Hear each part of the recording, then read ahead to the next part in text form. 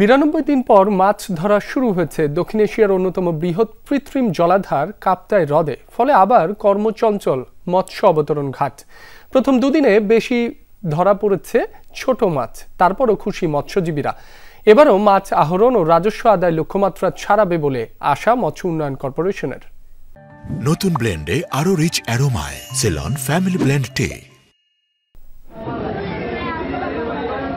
ভোরের আলো ফোটার পর কাপ্তাই হ্রদে আহরণ করা মাছ বোঝাই বোট নিয়ে বিএফডিসি ঘাটে আসতে শুরু করেন জেলেরা। 3 মাস 2 দিন বন্ধ থাকার পর আবার মাছ ধরার শুরুর প্রথম দিনেই হাঁক ডাকার কর্মচাঞ্চল্যে মুখর মৎস্য অবতরণ ঘাট।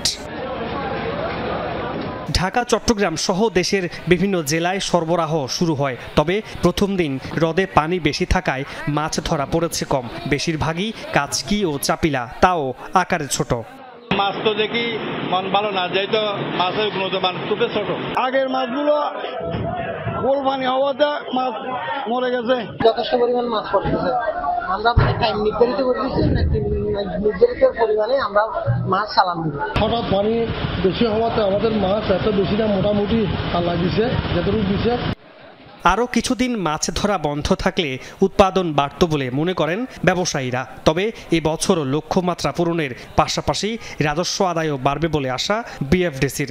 মাছ ধরা শুরু হয়েছে, আমরা দেখতেছি যে ফিশারি ঘাটে কন্ট্রাক্টর ফিরে এসেছে। আমাদের লক্ষ্যমাত্রা থাকবে, আমরা আশা করব গতবার থেকে এবার আমরা আরো বেশি পরিমাণে মাছ অবদান করতে পারব।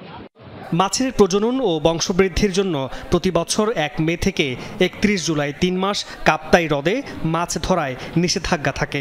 তবে বিএফডিসির প্রস্তুতির জন্য এবার 2 আগস্ট রাত পর্যন্ত সময় বাড়ানো হয়। মামুন রশিদ, যমুনা নিউজ।